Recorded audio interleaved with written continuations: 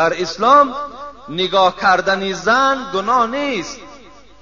اگرچند که اگر یک 15-20 ساله ها پیش گیریم، مثال ما و شما را نادیده زن میدادند، همون پدر مادر میدید میآمد میگفت که بچم دید معقول است، تمام همون نکاح کده میدادند. لیکن از روی شریعت این خطا هست.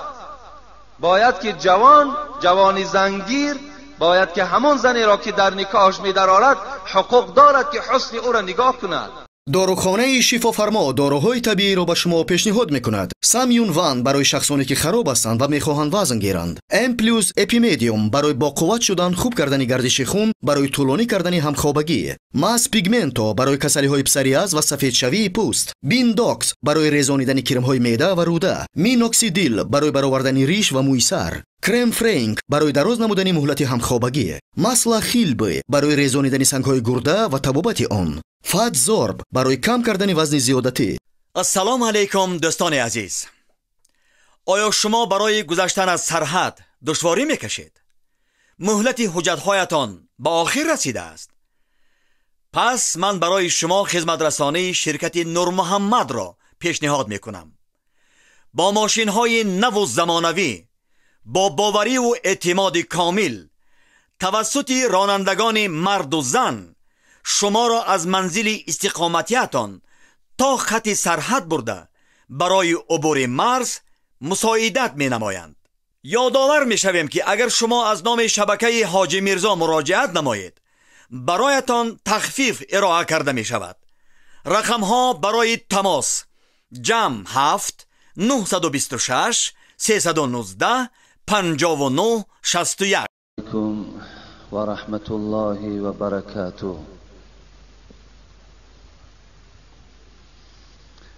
حیف عمری که همه در پی غفلت گذرد. حیف عمری که همه در پی غفلت گذرد، به گرفتاری دنیا و به کلفت گذرد.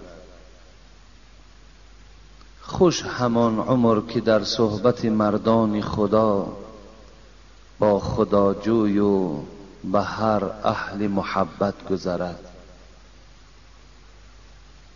به زبان ذکر و به دل فکر شهودی ذاتش، به زبان ذکر و به دل فکر شهودی ذاتش، به حضور دل و در گرمی صحبت گذرد. دل به آگاهی و تن قائم محراب سجود، دل به آگاهی و تن قائم محراب سجود، این چنین تا دم آخر به عبادت گذرد. خدای مهربان، چگونه ای که فرمودی و ما خلقت الجن والانس الا لیعبدون، مراد از پیدا کردن عالم جن، مراد از پیدا کردن این عالم انسان، پروردگار میگوید این است که باید سری تسلیم در ذات من داشته باشند، باید که با عبادت من باشند. از این جهت ما بندگان تو به سوی تو دست برداریم و دعا میکنیم که خدای مهربان، این عمری که برای ما مقدر گردانیدی، این عمر ما را به عبادتت به انجام برسان. و خدای مهربان، ما را از نافرمانیت نگه بدار. خدای مهربان، برای ما چنان قوت نصیب بگردان که همیشه با تمامی اعضایی که در بدن داریم ذکر تو را، عبادت تو را انجام دهیم. و خدای مهربان، در برابر همه این عبادت هایی که ما انجام می دهیم، خدایا اجرش را، ثوابش را برای ما نصیب بگردان. خدایا این عبادت هایی که ما انجام می دهیم، این عبادت های ما را ضایع مگردان. خدایا محبت خودت را، محبت حبیبت را، محبت اسلام قرآنت را خدایا در دل ما بندگانت باز هم زیادتر جایگیر بگردان. خدایا ما را و فرزندهای ما را توفیقمان را زیاد و فرزندهای ما را هم خدای مهربان اهل هدایت بگردانی. و خدایا از جمعه تا جمعه آن سهو و لغزش هایی که از ما سر زد به احترام این روز جمعه خدایا همه یکیش را مغفرت بگردان. خدایا این دولت تاجیکان را آباد بگردان. خدایا معرفت اقتصاد این دولت ما را خدای مهربان بلند بگردان. خدایا صلح و آسایشتگی و یکدیگر فهمی را در این تاجیکستان ما برقرار و بردوام نگه بدار. و خدایا رئیس جمهور ما هم که برای بهبودی این ملت تاجیک، برای این مملکت تاجیکان سعی و کوشش ها دارد، خدایا ایشان از همه آفت ها در حفظ و امانت نگه داری. آمین و رب العالمین. قال رسول الله صلی الله علیه و سلم: عجبا لامر المؤمن ان امره كله له خیر. حبیب خدا میگوید تعجب آور است، در حیرت میارد. گفت پیغمبری خدا عملهای مؤمن که همه عملش از برای او خیر است. لیس ذلك لأحد الا للمؤمن. همه این امتیازها پیغمبری خدا گفت فقط و فقط برای مؤمن است. چگونه؟ این اصابته سراء شکر فکان خیرا له و این اصابته ضراء صبر فکان خیرا له. رواه مسلم. حبیب خدا گفتن بینید، گفتن عمل مؤمن را که هر وقتایی که یک خرسندی بالاش آید، یک شادی بالاش بیاید، یک دولت بالاش بیاید، خلاص یک فراحمی و یک شادی وقتی او را فرا میگیرد و شکرانه به سوی خدا میکند، پروردگار باز نعمتش را بالای این بنده زیاد میکند. هر وقتایی که میگوید ضرر بالاش آمد، باز در این ضررهای می آمدگی صبر کند. اینم گفت برای مؤمن خیر است، اینم برای مؤمن نیک است. الحمدلله که ما طی این 3 جمعه در باب صبر در مصیبت و صبر از معصیت با شما صحبتی داشتیم. فقط در آخر همین قید کردنی هستم که هر مصیبتی که بالای شما می آید کاری کنید که با طریق اسلامی، با طریق آن چیزی که قرآن ما، احادیث های رسول اکرم صلی الله علیه و سلم دلالت می کند ما انجام دهیم. ان شاء الله در این مصیبت هامان ما و شما ثواب خیلی زائد را از خود می نماییم. لیکن وقتی که اگر در مصیبت هامان ما نوحگری و ما داد و فیغان و ما ناراضگی را اگر بیان کردن گیریم، این حالت ده هم مصیبت زده هستیم، هم دویم دری که مصیبت بالای ما هست این است که ما از اجر این مصیبت، از اجر این بلا بی نصیب می شویم.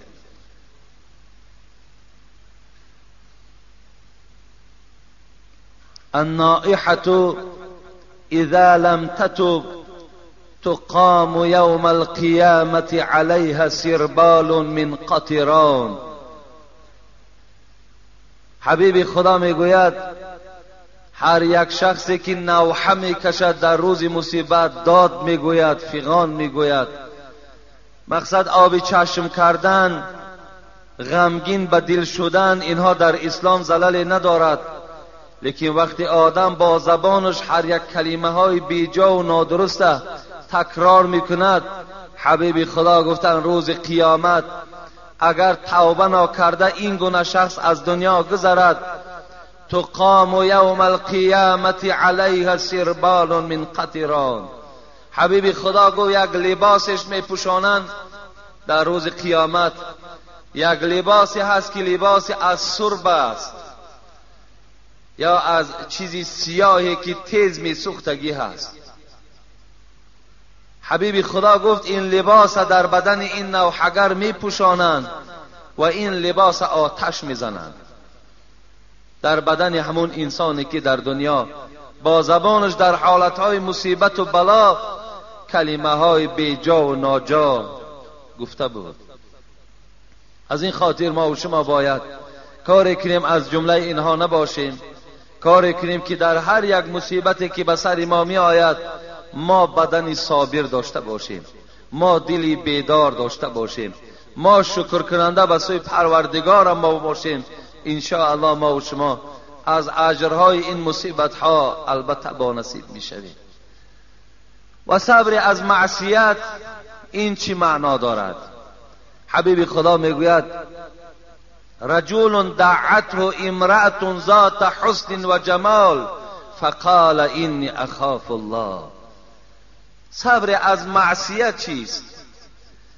شما الحال قادر هستین که نماز نخوانین، دارین قدرتی که نماز نخوانین، دارین قدرتی که به نماز جمعه نآیین، دارین قدرتی که در مسجد نماز تان نخوانین، دارین قدرتی که این روزها شما دختر بازی کنین، دارین شما قدرتی که امروز عرق نوشی کنین. همه این گناه ها را امروز شما قوت دارین که انجام دهین، لیکن در برابر این قدر معصیت شما صبر دارین. صبر میکنین و به سوی این گناه نزدیک نمیشوید. اینا میگن صبر از معصیت. حبیب خدا گفتند رجل دعته امرأة ذات حسن و جمال فقال اینی اخاف الله. 7 طایفه در روز قیامت در زیر عرش پروردگارند. یک کسی همون کی هست؟ مردی هست که یک زنی صاحب جمال، یک زنی صاحب منصب فریاد میزند او را که بیا همراه من باش، بیا کام دلی مرا برار. این مرد چی میگوید؟ اینی اخاف الله. در برابر این زن جواب این مرد چیست؟ من از پروردگارم میترسم. مقصد من همراه تو هیچگاه یک جایه نمیشوم. اگرچه تو منصب داری، اگرچه تو دولت داری، اگرچه تو بی نهایت حسن خوب داری، لیکن من از پروردگارم میترسم.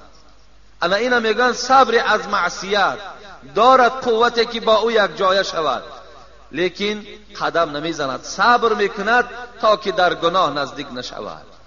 شما هم باید که در هر یک گناهی که قدرت دارین انجامش دهین. وقتی صبر برای خودتان پیشه میکنین ان شاء الله پروردگار همراه شماست و برای شما مکافات خیلی کلانی را نصیب تان میکند.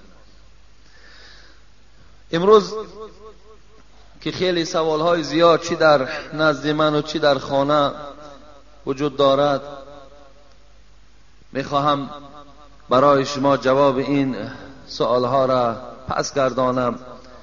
در برابر آمدن یک برادر از من یک سوال کردن که آیا آدم میتواند که گوید که پروردگارا مرا هلاک کن؟ الحال یک برادر من از دوشنبه بوده است، از ما سوال کردن که راستی بار از همین حیات بیزار شدم. همین حیات برای من دیگر هیچ لذتی ندارد. وقتی میبینم اینقدر فحش فاحشگی، اینقدر رسوایی، باور کن گفت همین دنیا برای من تنگ است. نمیخواهم که در همین حیات باشم. شاید که از حساب اینها من هم در یگان گناه مبتلا شوم. گفته با این مقصد میخواهد که دعا کند که خداوند جان او را قبض کند.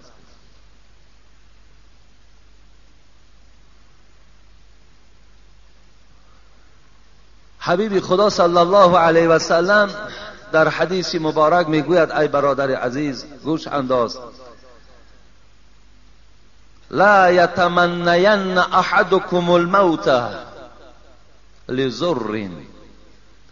شما هیچگاه، حبیب خدا گفتن، آرزو و تمنای مرگ نکنید. لضرین، اگر چنده که ضررهای خیلی زیاد بالای تو آمد، شاید که تو دولت خیلی با قوت داشتی، امروز تو گدا شدی، این ضرر است. شاید تو صاحب فرزندای زیاد بودی، صاحب زنی خوب بودی، اونا از دست تو برآمد رفت، اینم ضرر است. شاید که پدر و مادر تو از حیات گذشت، شاید بهترین فرزند تو خداوند جانش قبض کرد، همه اینا ضرر هستند. حبیب خدا میگوید، یا اینکه این برادری که امروز میگوید در این خیل جامعه برای من حیات بردن خیلی مشکل است، اینم گویم یک ضرر برای اون برادر است. حبیب خدا میگوید لا یتمنین احدکم الموت لضر. شما حقوق ندارین ای بندگان خدا که مرگ آرزو کنید، حقوق ندارید.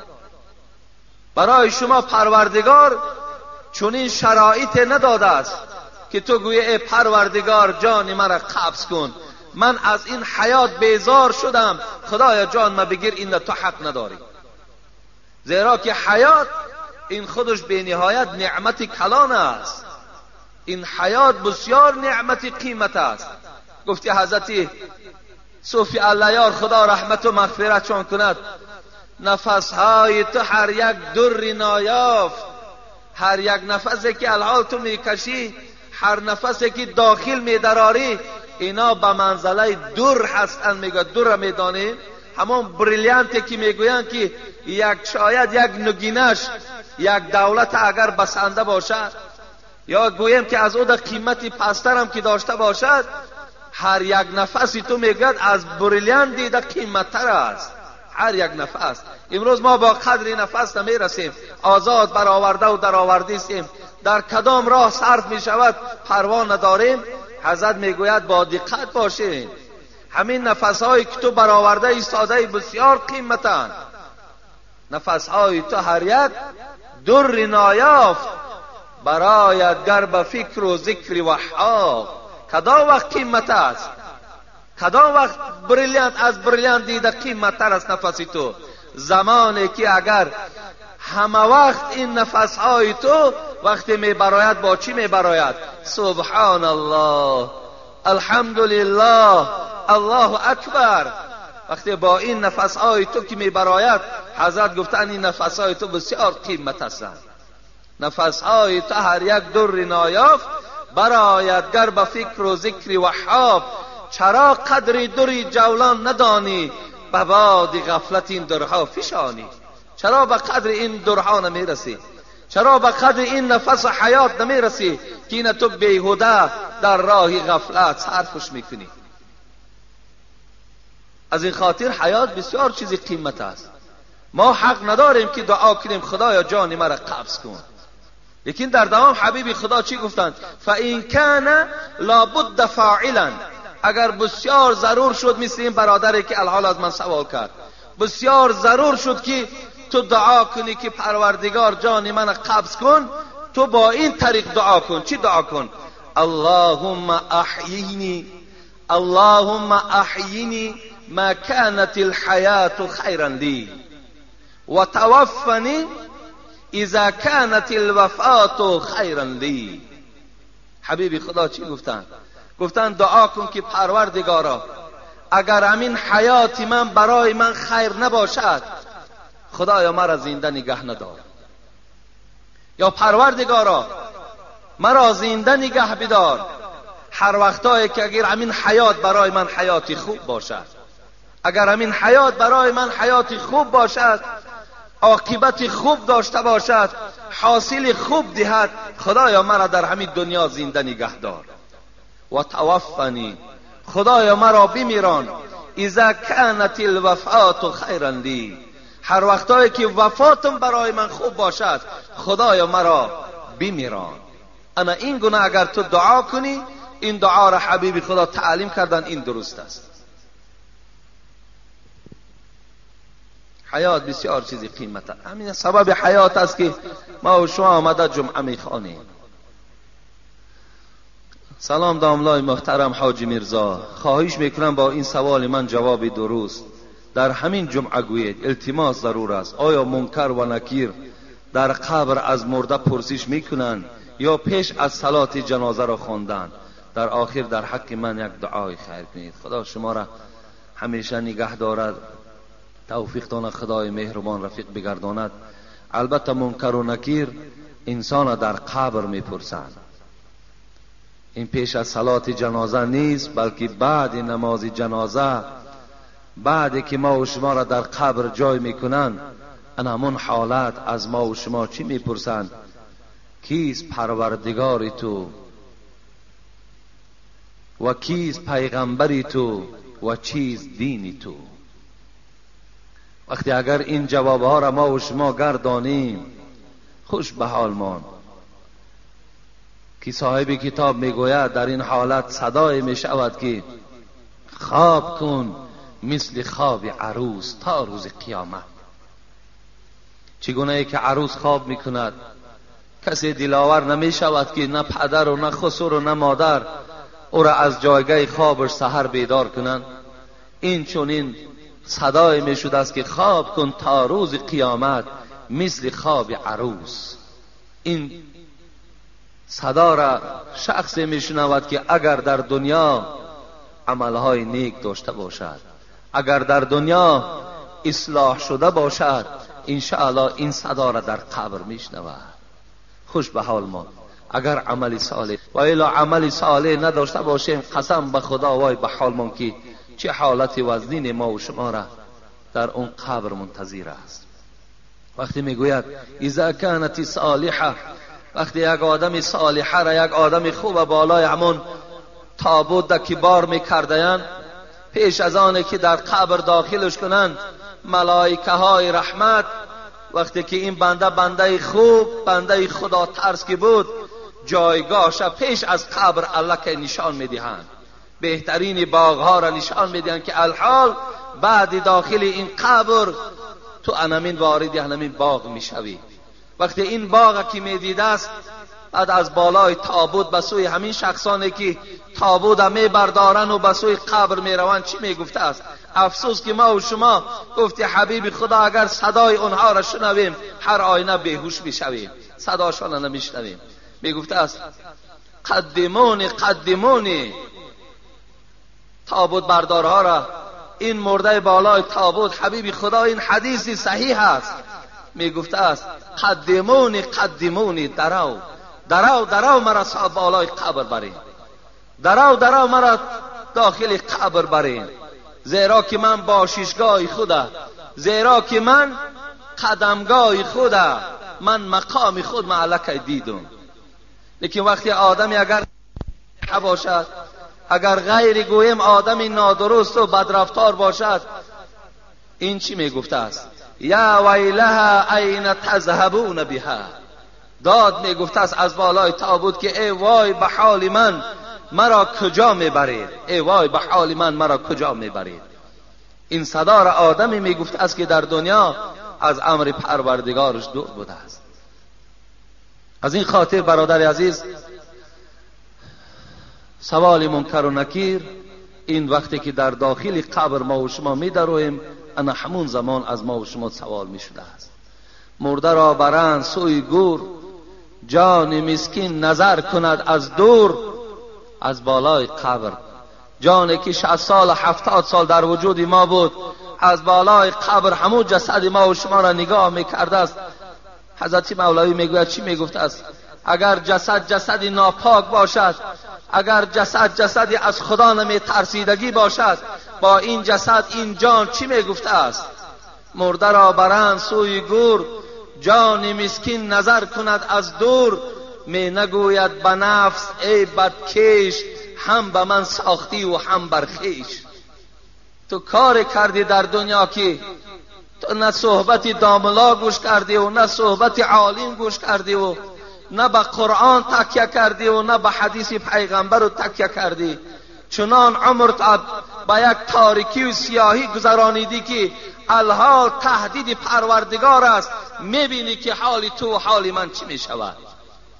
تهدید از طرف پروردگار است. الحال تو هم مانده میشوی، تو هم در عذاب هستی، منم از پشت تو در عذاب هستم. این که میخستی و میخفتی زن و فرزند و مال میگفتی، بی وفا بوده است مال و جفت، نزد مولای خود چی خواهی گفت؟ تو جسدی بودی که همیشه برای بهبودی اولاد و اجداد و خانت مهنت داشتی، لیکن برای آبادی قبر و قیامتت هیچ کوشش نداشتی.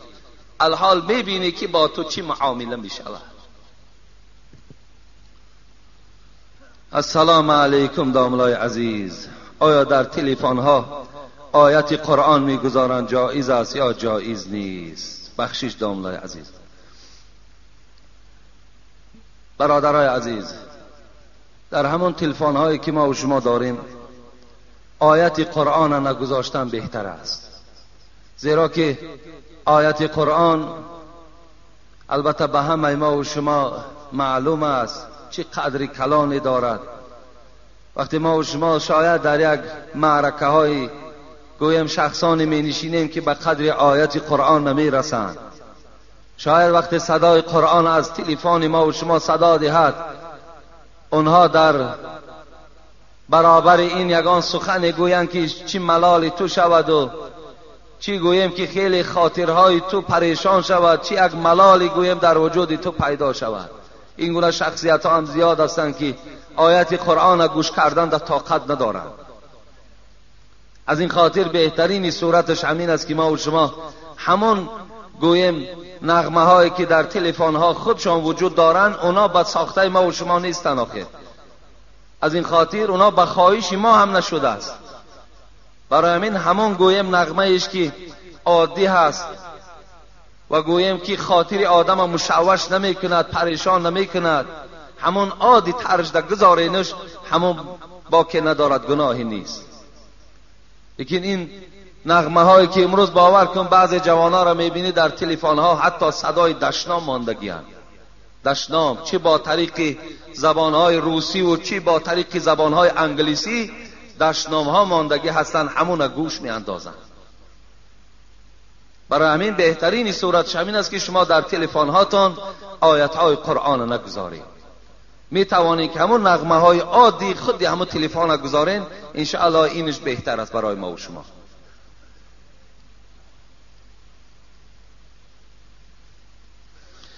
بسم الله الرحمن الرحیم. السلام علیکم داملای عزیز. دو کس با یکدیگر باور نمی کنند، آیله بنیاد می شود یا نه؟ از کجا بنیاد می شود؟ وقتی اگر دو نفر یک جا گویم زن و شوهر زندگی داشته باشند، با یکدیگر هیچ باوری ندارند، در اصل این زندگی با حلاوت نیست. زندگی یکدیگر فهمی نیست. اگر تا در زندگی ما و شما با یکدیگر زن با شوهر معامله نداشته باشد، با یکدیگر رفت و آمد نداشته باشند، با یکدیگر گویم همنشینی نداشته باشند، با یکدیگر مصلحت نداشته باشند، بلکه از یکدیگر گویم باوریشان نباشد، این حالت در این عائله بنیاد نمی شود، بلکه خطر هم دارد، حتی ضررش به همون فرزندای ما و شما هم می رسد. می گویند که دوست داشته نگیرید که در عائلتان دائم جنگ و جنجال است. بخت سفید را نمی بینید، ناگشته گیری به قدرت می رسد. راست است یا نه؟ در اسلام ما و شما گشتن گفتگی وجود ندارد. مثال تو گشتگی بگیری عائلت مثال سیاه می شود، ناگشته گیری عائلت خوب می شود. از روی گویم جمله بسیار جمله خوب. در اصل اگر ناگشته گیری مقصد از حرام های پروردگار که دور هستی، انشاءالله شاید زندگی خوب باشد. لیکن وقتی تو میگردی مقصد در بین شما نکاح نیست، شما یک جای می نشینین، یک جای سلام میکنین، یک جای دست در گردن یکدیگر می اندازین و دیگر معامله ها را وقتی که شما انجام میدهین، البته این زندگی شما زندگی تلخ می شود، زیرا شما از اول حیاتان از حرام کرده های پروردگار شروع کرده بودین. از این خاطر البته این در حیات شما شاید خطر داشته باشد. در اسلام نگاه کردن زن گناه نیست، اگرچنده که اگر یک 15-20 ساله ها پیش گیریم، مثال ما و شما را نادیده زن میدادند، همون پدر مادر میدید میآمد میگفت که بچم دید معقول است، تمام همون نکاح کرده میدادند. لیکن از روی شریعت این خطا هست. باید که جوانی زنگیر باید که همون زنی را که در نکاحش می‌درآورد حقوق دارد که حسن او را نگاه کند، حقوق دارد که گپزنی او را گوش اندازد. زیرا وقتی که نزد رسول اکرم صلی الله علیه و سلم آمدن گفتند ما می‌خواهیم از زنهای مدینه زن گیریم، حبیب خدا گفت به زنهای مدینه نگاه کنید که آنها در یک چشمشان خال دارند، شاید به شما معقول میشوند یا نمیشوند. برای همین دیدن زن این در اسلام گناه نیست، لیکن برای او جای واخوری اعلان کردن، با او دستی بد دست کردن، شبها مثال سیر و گشت کردن، اینجا اسلام رخصت نمیدهد. شاید که تو وای نکاح کرده نگیری، با او 1 ماه گشتی، 2 ماه گشتی، 1 سال گشتی، همون دختر را بدنام کردی، او دیگر وای کسی وای خواستگاری نمیکنه. از این خاطر در اسلام گشتن گفتگی این حرام است، درست نیست خواهر عزیز. برای این بهترین صورتش همین است که اگر میخواهین کدام شخصی را که میگیرین شما حقوق دارین که به حسن او، به رفتار او، از احوال او پرسین که اگان گویم گرچیک و بنگی نباشد. این امروز مثال بسیارش نمیبینن، بیچاره میگیرن میبیند که یک بنگی هست یا میبیند که گرچیک است، همون گرچیکایی که ما شما میگوییم. برای همین البته این چیزم باید جستجو کردن در کار، تا که حیات این حیات است. این دختر ما 16 سال 17 سال پرورش کردیم به خاطر که این شوهر خوب دهیم. ما مسئولیم در این، ما صاحب داماد خوب شویم، صاحب داماد شویم که فردا خانه او در آمده از دسترخوان او 1 پیاله چای خوریم، صاحب نبیره های خوب شویم که اون فردا این نبیره ها در حق ما دعاگو شوند.